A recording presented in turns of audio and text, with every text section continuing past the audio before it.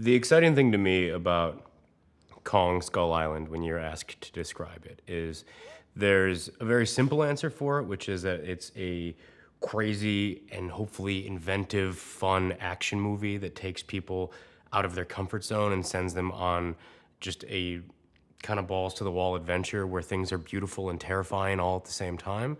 But the thing that's really exciting to me about Kong Skull Island is that there's a bunch of nuances to it, and there's a bunch of different sort of genres within the movie. There's a bunch of different characters within the movie that all have their own thing going on, and they all are sort of plucked from different movies and put into this one, where none of these people would normally interact. And you know, the core of this movie, to some degree, for us, is to try and make it as character based as possible, so you're invested in this journey, so you're invested in these people.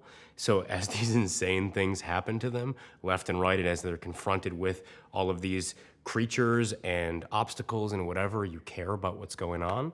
But the thing about Kong Skull Island to me is that it's all of these different things. You know, it is a genre mashup of 70s films and very contemporary films, and hopefully we can sort of fuse the throwback elements and the very modern elements into something that becomes kind of timeless.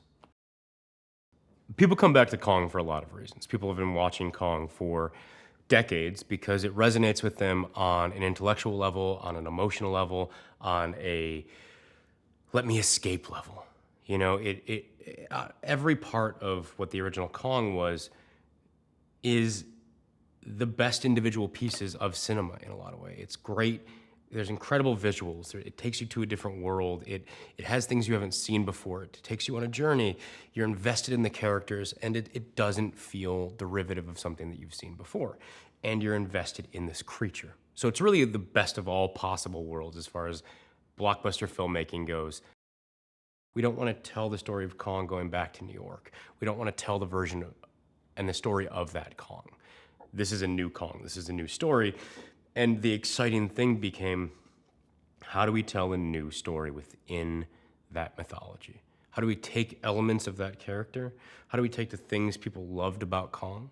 How do we take the things people loved about Skull Island and improve on them and change them and reinvent them, not for reinvention's sake, but for a reason that solidifies why this movie should exist, why people can say, I'd go see that movie. And that's where the 70s comes in. That's where Lancet comes in. That's where Vietnam comes in. That's where all of these things come in. And we just fundamentally are trying to treat our Kong in a way that honors what came before it, but paves a new path. All the time in Hawaii and Australia, the actors consistently come up to me and they sort of say, this is beautiful. This is one of the prettiest places I've ever seen. And I agree with them, but my perpetual response is, wait until we go to Vietnam. I've now spent kind of a month of my life scouting Vietnam, discovering it, falling in love with it, and the places there they're just spectacular. Like I'm almost at a loss for words to describe how special that place is, and I just keep saying to the actors, wait until we go there.